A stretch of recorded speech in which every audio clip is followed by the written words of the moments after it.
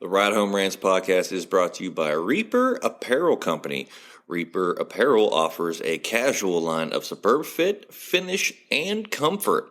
We design for those who refuse to die slowly and choose to live untamed.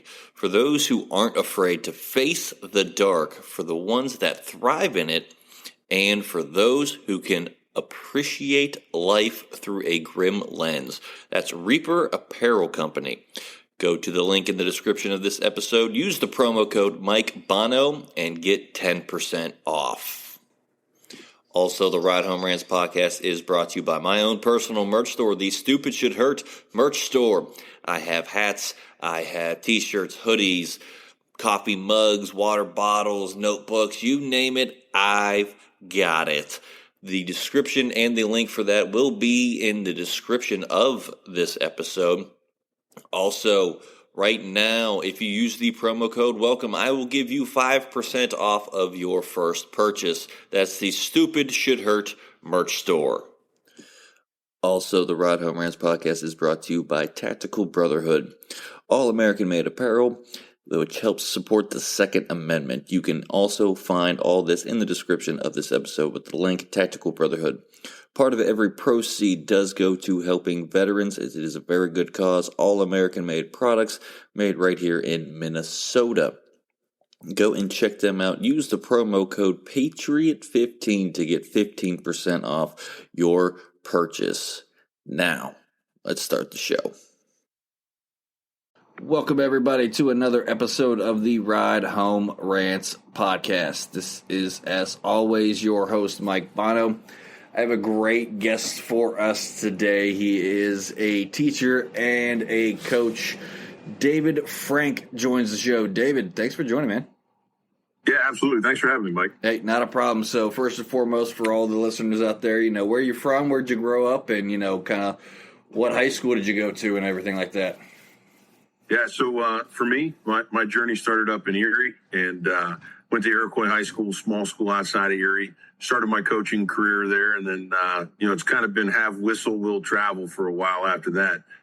Spent some time down in North Carolina at Hickory High School, the 2023 NCHSAA state champions this year for the Hickory Red Tornadoes. Nice. And then came back up home to Erie and bounced around. When I met Johnny Falcone, I was the head coach out at Seneca. Not Seneca Valley for all the people listening from Pittsburgh. There's a Seneca up in Erie too. We do play football north of I-80 also. Yeah, and then bounced around up here to a couple different schools and finally landed at Erie McDowell.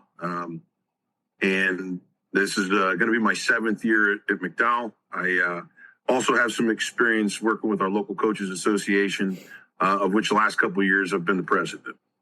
Nice. So, you mentioned Pittsburgh there, so I gotta mention it. I grew up an hour outside of Pittsburgh in West Virginia, so I'm very familiar with the WHIL, the Whippeal there in PA, and how competitive high school sports can be there too as well, for sure. So, what would you say the difference is between that and up in Erie? Well, being 6A up in Erie, it's we're basically a northern cousin of the WPIL. We played North Allegheny twice last year. We've played Seneca Valley. We're scheduled to play. We're going to open this year in the Western PA versus the World against the host team, Woodland Hills Wolverines at the Wolverina in week 1 this year, or week 0 if you're one of those idiots that still calls it week 0.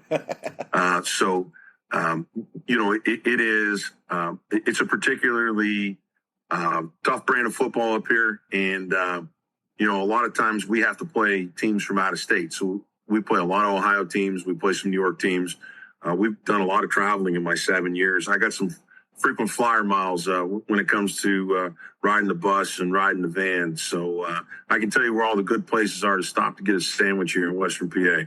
Oh, absolutely. I would love to be able to get more shows myself, being a comedian in the Western PA area, being from there essentially, just across the border in West Virginia. But it hasn't come to fruition as much as I would like it to. But, I always love going and getting to go back to to, the West Virginia, PA area and the Pittsburgh area. But I got to ask you, though, being that Erie and Pittsburgh are there, who do you root for? And for sports teams, are you Pittsburgh or are you leaning more towards Philly? No, so up in Erie, it's not a Pittsburgh Philly thing. It's we're smack dab between Buffalo, Pittsburgh, and Cleveland, and so up until they drafted Josh Allen, you had a better chance of finding Sasquatch up here than you did finding a Buffalo Bills fan. So it's probably 40-40 Cleveland fans, Pittsburgh fans, and then some late coming Bills fans and some guys that rose like the Undertaker out of the grave when all of a sudden they started getting good again. I'm a Steeler fan, always have been. My family's all from Western PA, and die hard. And watching Kenny Pickett, it has been die hard the last couple of years. That's for sure. Yeah, absolutely. I root for Pittsburgh because West Virginia doesn't have any pro sports teams, so you kind of gotta find something. And being that close to Pittsburgh, I always root for Pittsburgh and Steelers, but I am a Buccaneers fan. And yeah.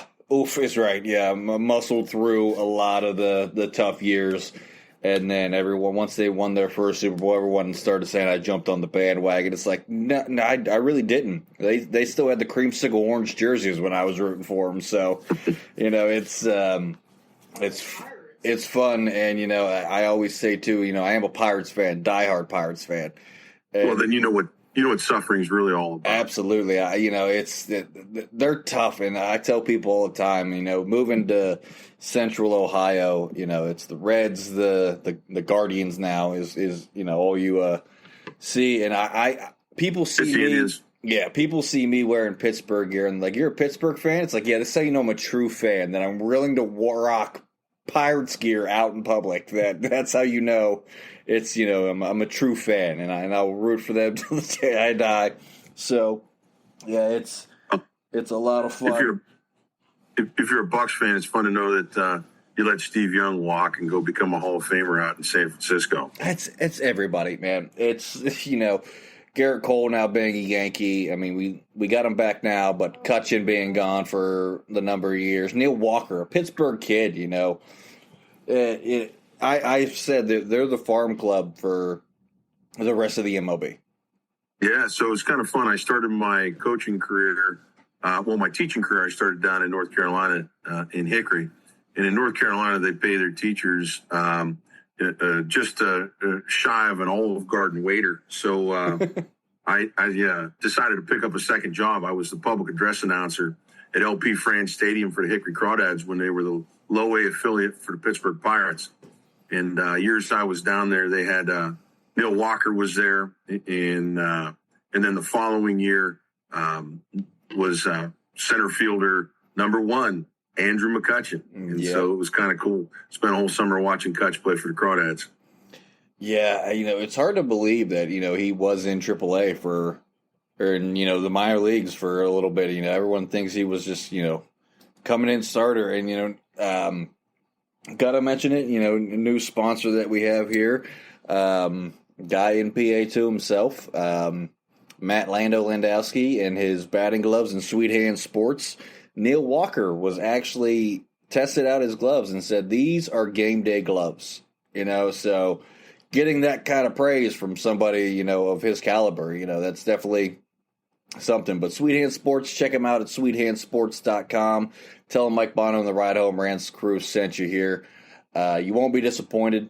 It's actually the hat that I'm wearing, thanks to Matt Landowski, sending me a nice hat. I'm forever wearing a hat. People are surprised when they see me with that one. They're like, oh, wow, you have hair. It's like, yeah, I do. Not for long, but, I do have it. Yeah, it is there a little bit. That is there. But I mentioned at the beginning here, too, as well, you're a teacher. So what made you want to become a teacher, and where did you get your degree at, and what college did you go to?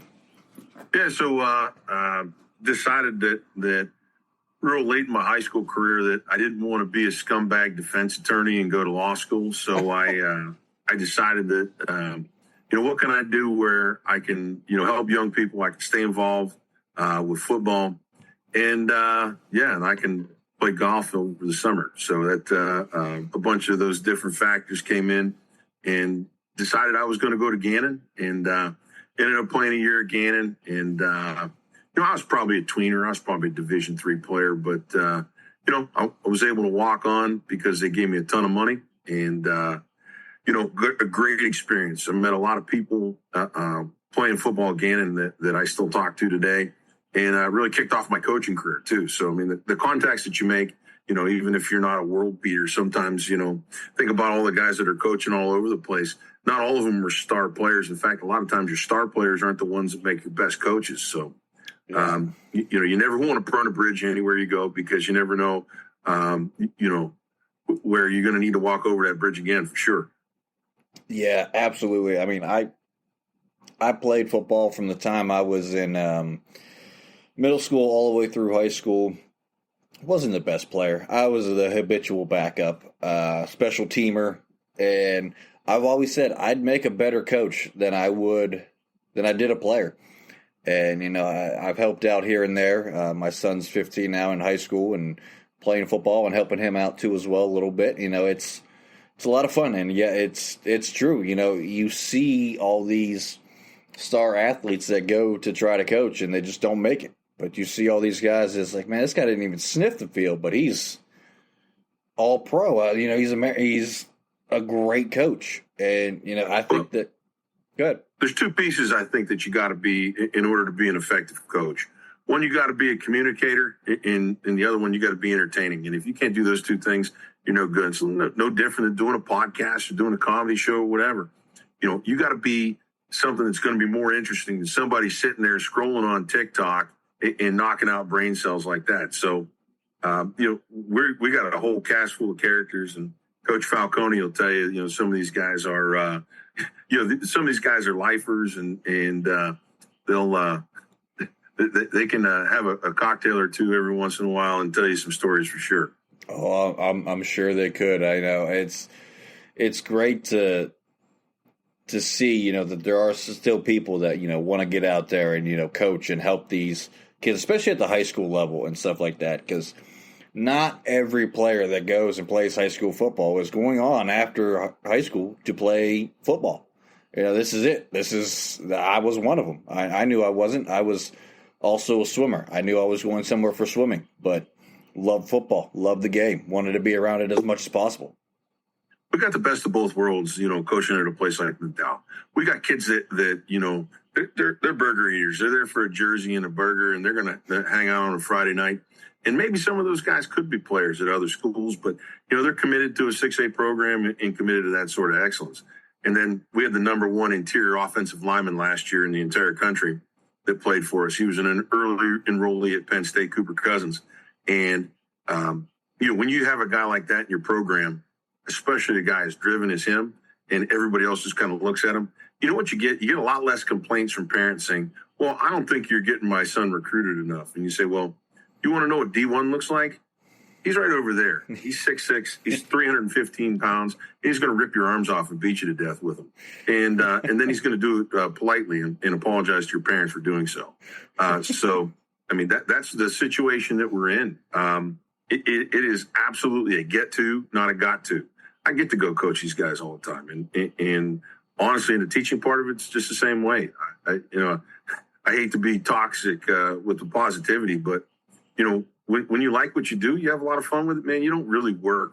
It is, you enjoy it. So I get that 100%. People ask me all the time, starting out in comedy, not a lot of money in it. You know what I mean? Like that you're going to shows, and the first couple of years, people are like, "Oh, what you get paid?" And it's like, I got paid in experience. I got paid to be on to go and do what I do, and it's not just I'm going on stage for 15 minutes to an hour at a time, and that's my job. No, that I'm doing podcasts. I got merch stores. I got a lot of things. Social media you got to keep up with nowadays. People are like, well, that's a full-time gig, and you're still working a day job too as well. Like, how do you do it? It's like, I love what I do. I don't work a day in my life because I love what I do. I love comedy. I love making people laugh, and the best thing for me, even after,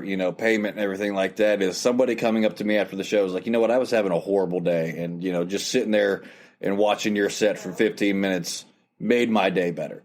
It's a win for a day because I got to hear your jokes and you got to make me laugh, and that's the best part. And lately, I've been working with a company in Columbus, Ohio, Slapstick Comedy. I'll give them a little shameless plug here, but they've been setting up prison shows, and I actually went to North Central Correctional and did a show for the inmates there, and that was the best show that I've had in 11 years of doing comedy. Everybody was so appreciative.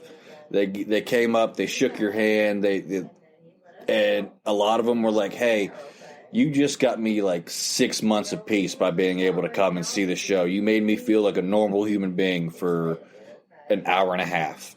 And that is the best payment in the world, is hearing somebody say that. I bet you they don't make you play clean at a prison either. No, I'm not a clean comic. I'm not. Like, people were like, "Oh, man, you need to get into corporate gigs. Like, you need to do those." I was like, I am not the comedian for corporate gigs. Like, they have to be G-rated, no cussing at all, can't talk about this, can't talk about that. The pay is phenomenal, but I can't. I've tried to clean my setup, and the lowest I can go is like a PG-13 show. Like, after that, like, I can't do anything other than that. It's tough. Are you familiar with Tom Segura and his feud with Junior's Last Laugh? Love Tom Segura. I've heard bits and pieces of the feud, but yeah. We'll be back after a quick break.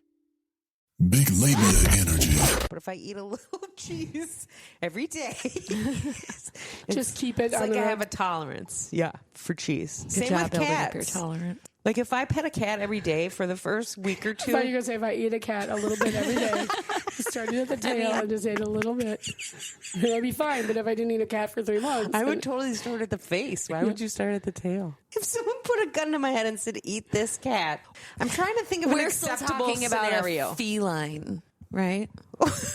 Oh, did you think I was talking about pussy? Maybe it could go there. I don't want to eat a cat. I want to eat a pussy.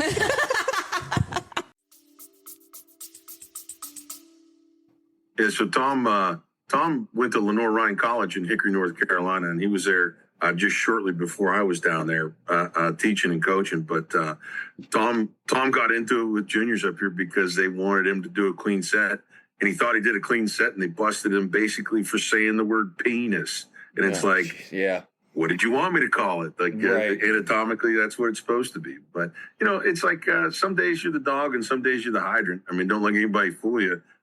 Not every day is a Chamber of Commerce banner day, but I'll tell you what, when you can wake up in the morning, you can look yourself in the mirror and say, you know what, I'm going to give it a go today, and it's going to be a good day. That's what it's got to be. Absolutely. So, so take us through a little bit of your coaching journey. You said you've been around a lot, so take us through a little bit of your coaching journey.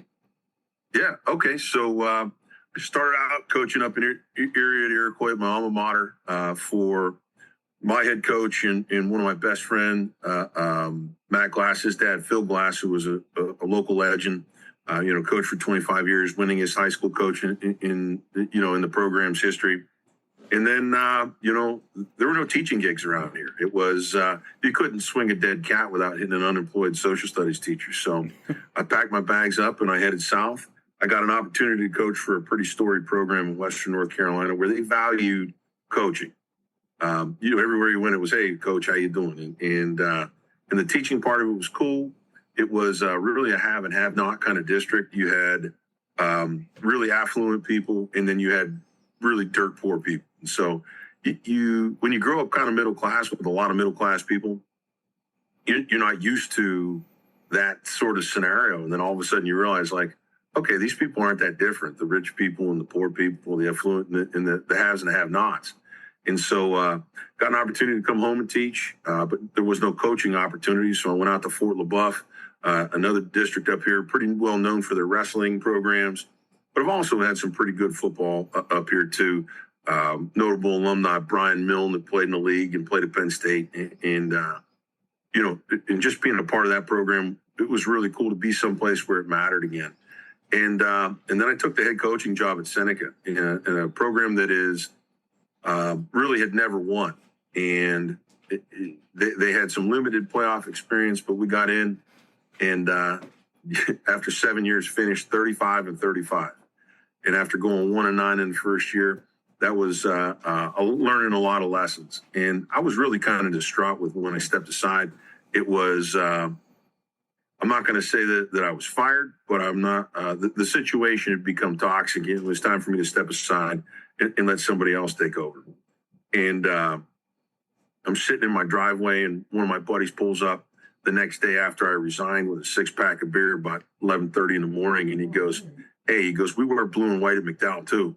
And sure enough, I went and had a sit down with the head coach, and then, decided, it's time to go coach a little bit bigger football. And man, it's been a blast. It's a first-class program all the way. And started out coaching running backs and had some guys that had a lot of success. And, and then this year they're asking me to go back to my roots. We got a new head coach we kept most of the same staff together. So I'm going to go back and coach offensive line again. And so what does that mean? Well, offensive linemen tend not to have the same sort of fragile egos that running backs have. You can be a little bit more candid with how things go. And I've kind of told some of these guys, like, hey, you're either going to put the work in or, get used to sitting over on the sideline. So it's, you don't have to kind of handle these guys with kid gloves as much. I always told my running backs, I want them to play with an offensive lineman's demeanor.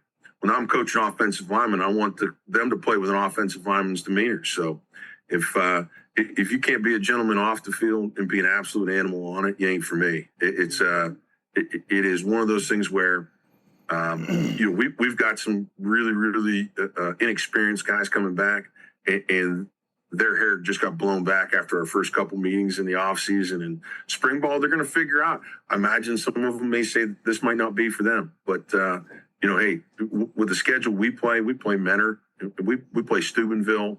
We play some dudes. Steubenville, yeah. As you can hear, my wife, who is from the Steubenville area, it's we took the blood money. We're going to Steubenville this year. I pity you for going to Steubenville. That is a tough program to play in Steubenville. My son got to play there for a little bit, not in the high school level, but through their Pee-wee program and up in. Till it was time for us when we moved here to Central Ohio in the Zanesville, Philo area. It was culture shock when we got into the football down here. He was like, "This is nothing like Big Red." I was like, "Yeah, no, that's a different breed of football players there in Big Red." Well, let's put it this way: I'm not letting my wife come to that game. That's for sure. There's things that they're going to say about us that they can't unsay. My wife can't unhear. So. That's not one for the children. You pack your bags and you're going off to battle with your boys. So absolutely, and I got to say, I love that you're an offensive lineman coach, and I wish I could pick your brain a little bit because my son's an offensive lineman. He's actually moved from tackle to center his freshman year of high school, and it was. He is, like you said, he's that gentle giant. He's a big teddy bear off the field. I mean, he just turned 15. He's 6 foot, 250 pounds, and he's a big boy. But he talks a big game off the field. But he's a big teddy bear, but on the field, he's an absolute animal. Mike, you got to be you're about my age, right? Mid-40s. 35.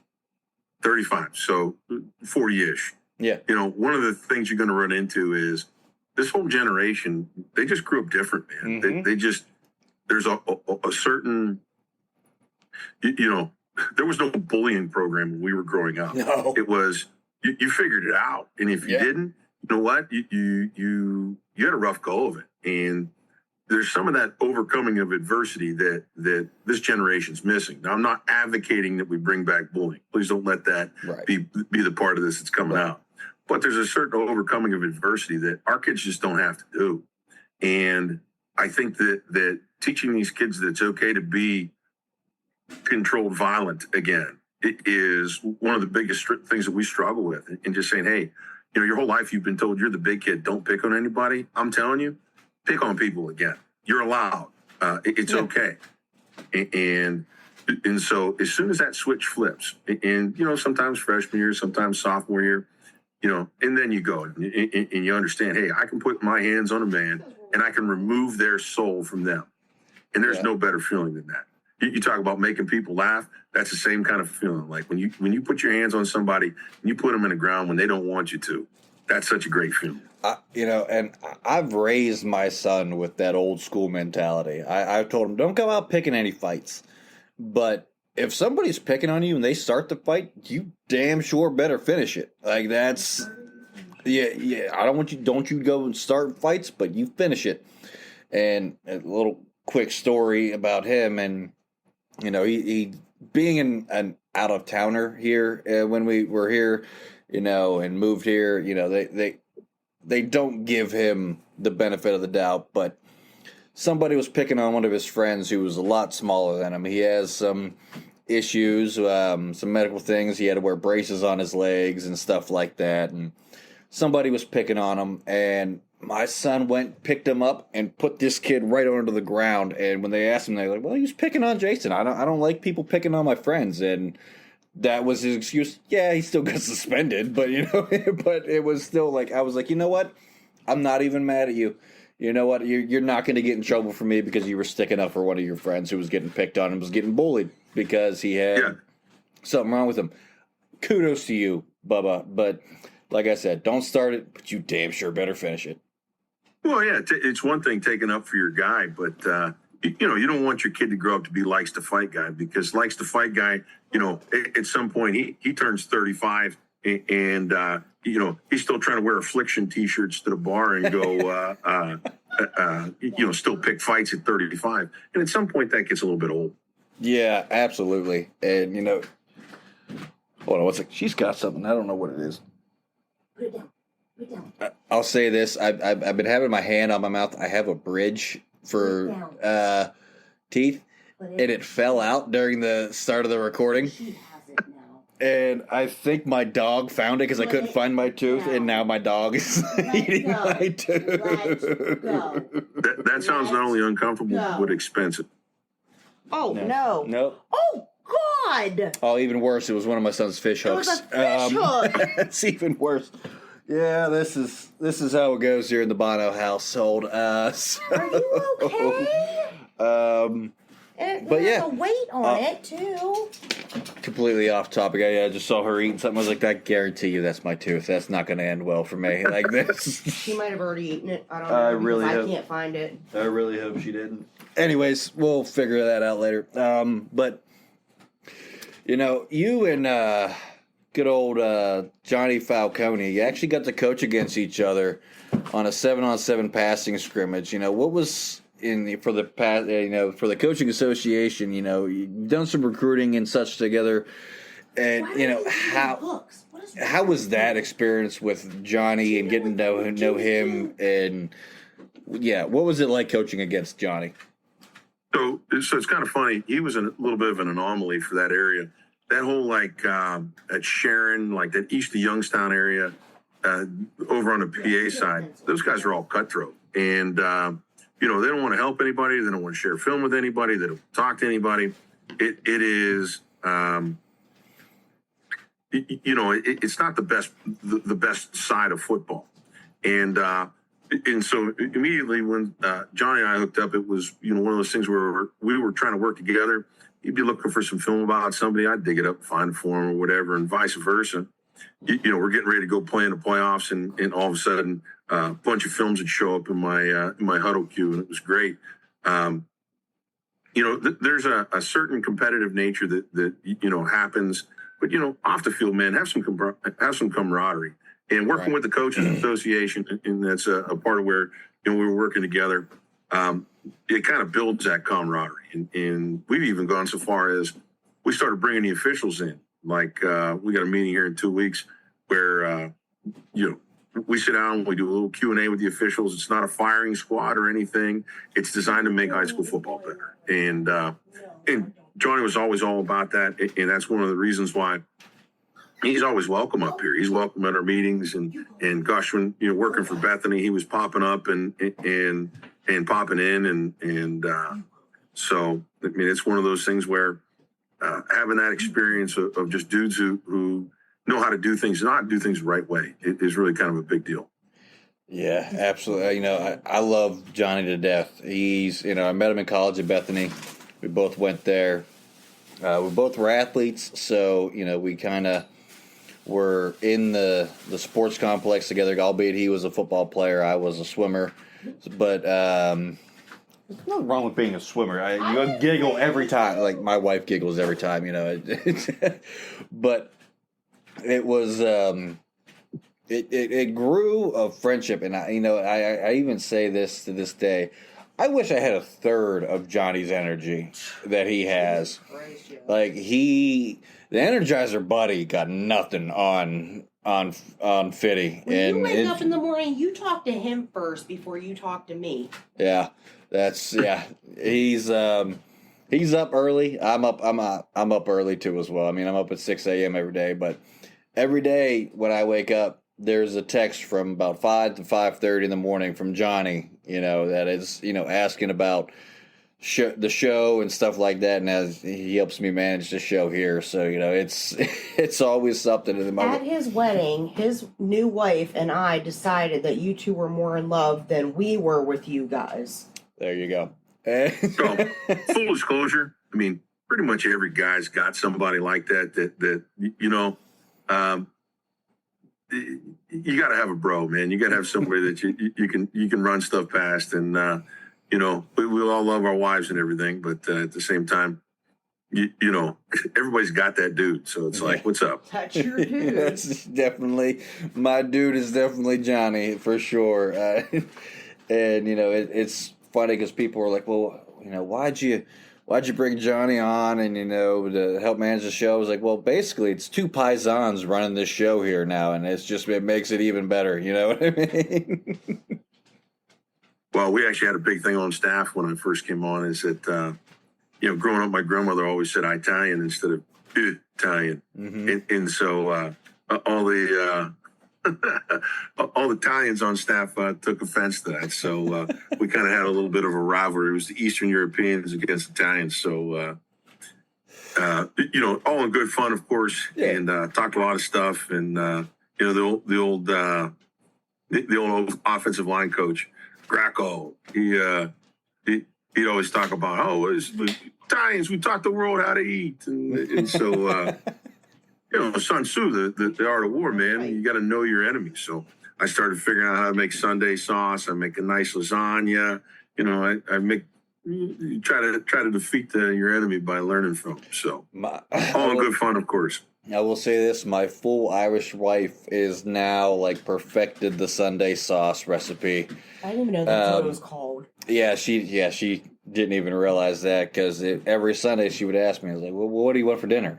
It's Sunday. We have sauce on Sunday. Like, that's we have some type of pasta and sauce on Sunday. And every Sunday, I know she's like, all right, Paisan, taste the sauce. Make sure it's up to par for you, because that's the one thing she hates cooking for me is any type of pasta. It's very intimidating. I don't ask you about my potatoes. No, yeah, but I ask you about my sauce, and it's intimidating. Because I grew up. My great grandparents were straight off the boat from Italy, and they made homemade sauce every Sunday.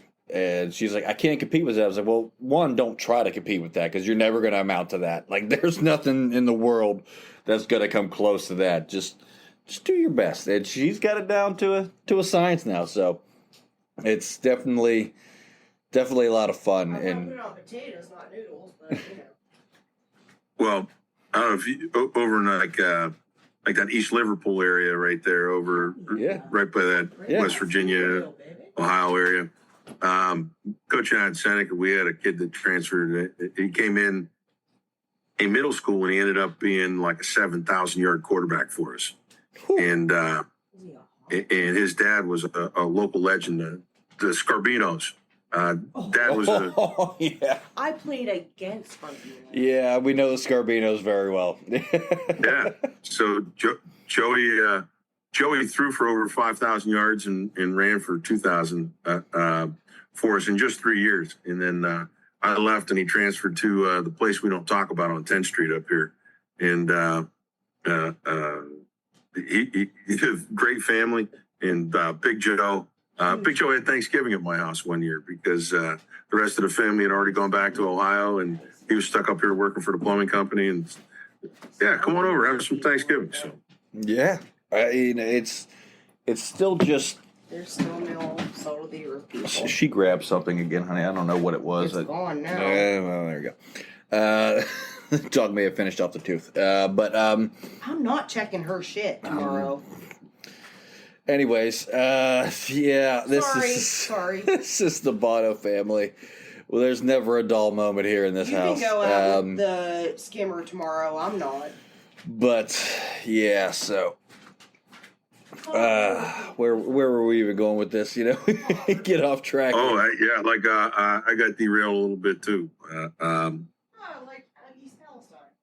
No, I just talking about that part of Ohio down there, down around the Panhandle. That's pretty cutthroat competitive football down there too. It's absolutely. You know, a lot of places where steel mills made the hard people, and steel mills left, but the hard people didn't.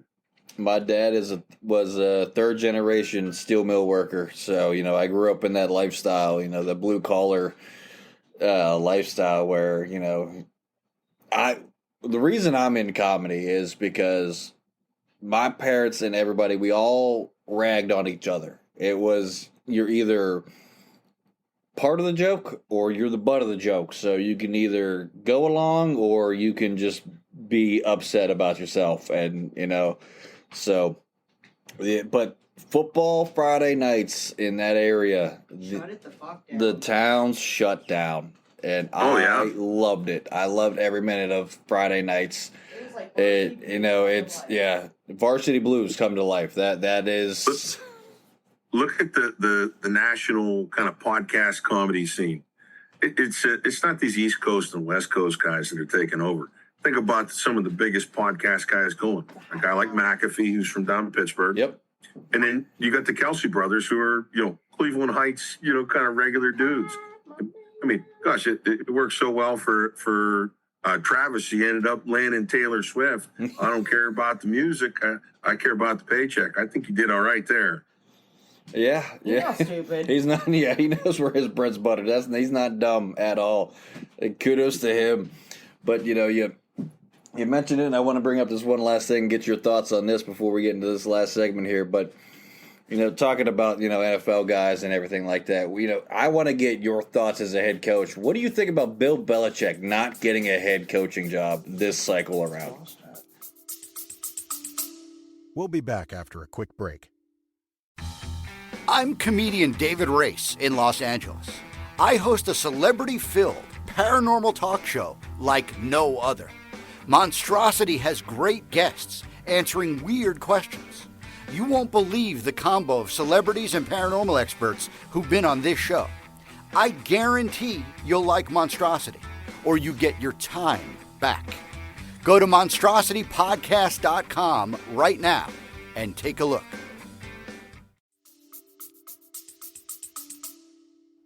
Well, I think he's a Bill Parcells guy. So, and Parcells always said, how you want me to cook dinner, but not let me shop for the groceries. So as soon as he was asking for personnel, decision-making, that was kind of out. A lot of people had realized that post Tom Brady, and even with Tom Brady, I mean, some of the decisions they made in a draft and some of the free agent signings they made were less than optimal. And I think the other thing is, and if you watched the roast of Tom Brady last night at all on Netflix. I missed it, but I've been seeing all the clips on TikTok and everything, and I've been laughing my ass off all day. It was phenomenal. Oh, it one right after another. I can't believe that they allowed that to happen, because it was just absolutely some of the most famous people in football and in comedy just absolutely hammering each other. Yeah. And Bob Kraft, I think, is part of the reason why Belichick didn't get a job. He called down to Artie Blank down with the Falcons, and he said, "You can't trust this guy." And so, I mean, that I think sunk Belichick. He wasn't going to go take some shit job. He wanted to make sure that it was going to be someplace he thought he could win. And as soon as they didn't let him pull the strings, he was out. So yeah, I mean, he's that old school. He was set in his ways. I mean, 20 plus years up there in New England and all the championships he won. I mean, his resume speaks for itself. He is the GOAT of coaching in the modern NFL. It's hard to match that resume. But you're right. He wanted to call the shots, and nobody wanted to give him that opportunity. So I asked the people in Cleveland after they got to the AFC Championship game and lost. When he was with Schottenheimer, and then back when he was running a show, and then they before they moved to Baltimore. I mean, he proved he's a good coach. His resume says that he's the greatest because of the Super Bowls, but Tommy went and won one without him, and he didn't without Tom. So I think the proof was in the pudding. Neither one of them wanted to admit it, but I mean, obviously working together was their best work. Absolutely, and I couldn't agree more with you on that one. But here, Coach, we are running down near the end of the episode here, so I do have to get this segment in because our good friend Johnny will kill me if I don't get it in. But that is the Fast 55. 5 random questions from the wonderful manager of the podcast, Johnny Fitty Falcone. And I mean, these really, I don't think have anything to do with what we've been talking about for the entirety of the 45 minutes that we've been on here. If anybody knows Johnny and knows how random these questions could be, and he sent these to me today, so we're I get to read them for the first time with you. That's part of the fun of this, and they're kind of rapid fire, but you can elaborate if you need to. So if you're ready, Dave, we'll get started. Let it rip, Tater Chip. All right. If you could go back to college and pick between either going to the University of Hawaii or Alabama University, which one would you pick to attend? Alabama, because the football was good and Southern girls are beautiful. All right. Can't be mad at that. I knew he was going to have a Hawaii question, being a Hawaii University fan, so I have to say that here. But question number 2, are banana splits overrated or underrated? Overrated, unless it's the King's Castle from Kings. All right. Question number 3. The best restaurant for wings in Erie is? Park Tavern. Park Tavern, all right. Next question. Herbie XX Cajuns. It's not close. If you got to be on the west side, it's Otis 12. I got to say that because their wings are good and they're a big sponsor of McDowell. So. All right. Not bad at it, but question number 4. Where does Mike Tyson rank as a heavyweight boxer in your all-time rankings? Number 2. Number 2. I'm Muhammad Ali. That's a solid top 2 right there, the way it is. I'm sure going to watch Tyson versus Jake Paul 100% watching that. There's no chance that it's free on Netflix. Oh, game on. I already got it circled on my calendar. No bookings allowed this day. Nothing going on this day. I am watching him destroy Jake Paul. That is exactly what's going to happen. All the young guys think that Paul's got a chance. They don't know anything. No. All right, and last but not least, what 5 things, name, place, so forth, are things from the 90s people would remember? I'm sorry, could you repeat that? What 5 things, names, places, and so forth, are things from the 90s people would remember? Okay, so from the 90s, things that people would remember. Seinfeld. Yep. AOL in the dial-up sound. Yeah. I'm going to say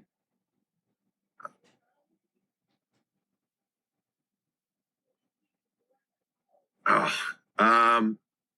hate it, but the Dallas Cowboys. Yeah. Michael Jackson. Okay. And one more. Yep. Oh, come on. I did not have relations with that woman, Miss Lewinsky.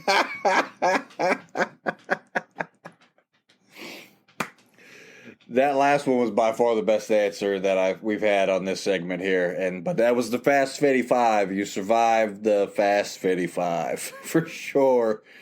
Like I said, the most random of questions, and I say this at the end of every one, but Johnny has a theme that he tends to harp on, and lately it's been food. Normally it was animals. He had an animal question in everyone, but food has popped up in every single Fast 55 we've had in this season, so I'm interested to see where he goes with that for sure. Absolutely. Looking forward to it. Yeah, but like I said, Dave, we are running down near the end of the episode here. I do give every guest this opportunity at the end of every show. If there's anything you want to get out there, whether it's for your school, anything else you got going on, or even if it's just a good message, I'm going to give you about a minute, and the floor is yours. Yeah, so just remember that in today's day and age, there's a little bit of a war against the game of high school football. And part of it is it's the last sport that isn't dominated by AAU and travel. Part of it is also what's happened with concussions in those situations. And so as we continue to work to make the game safer, as we continue to work to make the game better, remember this, the lessons that the young men that grow up to become the leaders of our country need. High school football is such an engine and such a vehicle for that. And so support your local high school football teams. Go out to see a game on a Friday night. Be a part of your community, because you're not going to get that with your AAU team. You're not going to get that with your travel this or travel that team. There's nothing like high school football. I can tell you, walking into a school, if the whole culture of the building's better when the football program's good. And I'm very fortunate to be in a place like McDowell where that is. And as we navigate this way through with our brothers to grow the game and for it to be better, I couldn't be prouder to be the president of our Coaches Association, the NWPFCA, and help put that message out there. Like, hey, this is what we do. This is how we're helping people to become better citizens of our country and to be better fathers and to be better husbands. So I appreciate you having me on, Mike. Not a problem, Dave. This was a lot of fun. One of the more fun coaches I've gotten to talk to lately here. But yeah, this was definitely a great show. But that is going to do it for this week's episode of the Ride Home Rants podcast. I want to thank my guest, Dave Franks, for joining. This was a lot of fun. Everyone go and check him out. Keep in touch with McDowell football up there in PA. I know I will, and keeping up and seeing how this season goes for you, Coach. I got high hopes for you this year, and we'll be following you all season long. But as always, if you enjoyed the show, be a friend, tell a friend. If you didn't, tell them anyways. They might like it just because you didn't. That's going to do it for me, and I will see y'all next week. The Ride Home Rants podcast is brought to you by W Energy. Energy drinks made for gamers, streamers, and podcasters alike. For gamers, streamers, and podcasters alike. Go to the link in the description where you can find the best energy drinks out there. Less caffeine than a cup of coffee. Also, no jitters and no crash afterwards. Use the promo code Mike Bono and get yourself 10% off. Also, the Ride Home Rants podcast is brought to you by my favorite sponsor of the show, and that is Shankit Golf. Golf apparel made for the everyday golfer. We might not go out and shoot a 6 under par. We're probably going to shoot a 6 over par, but this is going to give us the gear that's going to help us rock it on and off of the course. Go to the link in the bio, use the promo code Mike Bono, and get yourself 10% off there as well.